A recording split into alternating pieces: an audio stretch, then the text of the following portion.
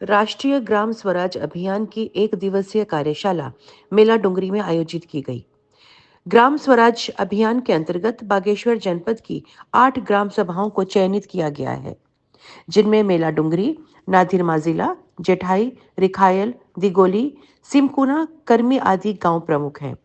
प्रशिक्षण का मुख्य उद्देश्य ग्राम सभा को मजबूत करना, ग्राम विकास में नागरिकों की भागीदारी, महिलाओं को जागरूक करना, गांव के विकास में महिला भागीदारी, स्वराज को बढ़ावा देना आदि शामिल है।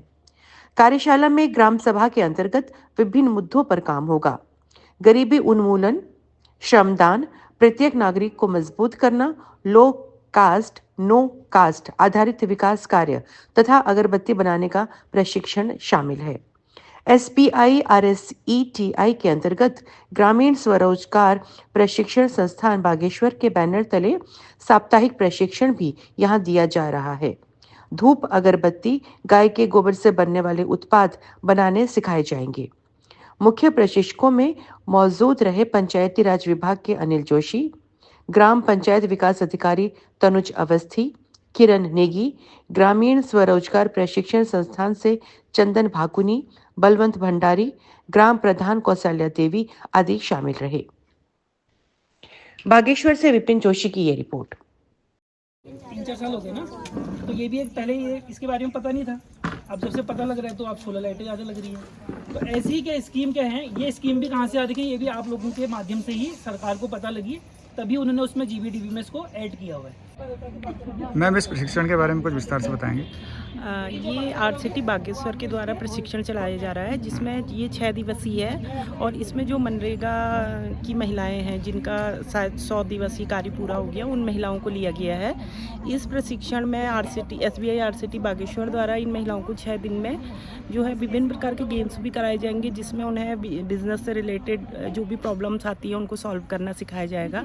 साथ ही साथ इनको जैसे धूप बत्ती अगरबत्ती, और जो धूप बत्ती अगरबत्ती भी उन चीज़ों से बनाई जाएगी जो इनके गांव में आसपास ही जो चीज़ें उपलब्ध होती हैं। और उसके अलावा जैसे गाय के गोबर को अभी तक क्या करते थे लोग, फेंक देते थे या केवल खाद के रूप में इस्तेमाल करते थे।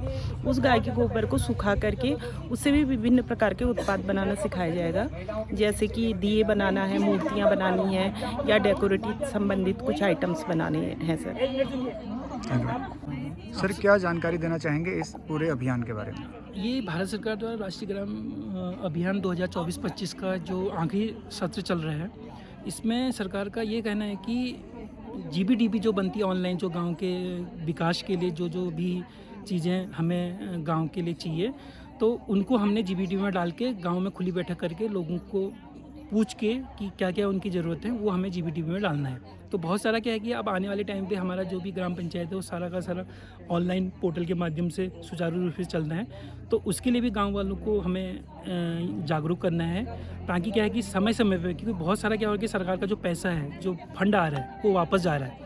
कारण क्या है कि उसका कि लोगों को जानकारी नहीं होने के कारण वो फंड वहीं पे रह रहा है और जब उसका सेशन कंप्लीट होता है तो वापस चले जा रहे हैं। तो सरकार ये चाहती है कि वो सारा फंड गांव वाले यूटिलाइज़ करें और उसके लिए उनको जानकारी होना बहुत ज़रूरी है।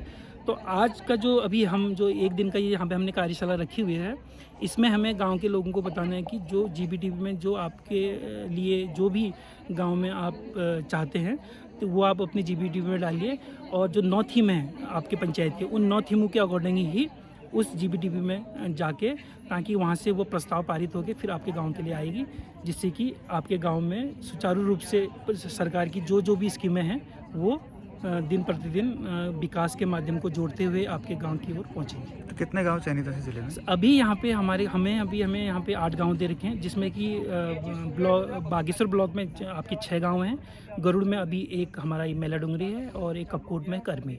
तो अभी फ़िलहाल 8 गांव में ये चल रहा है।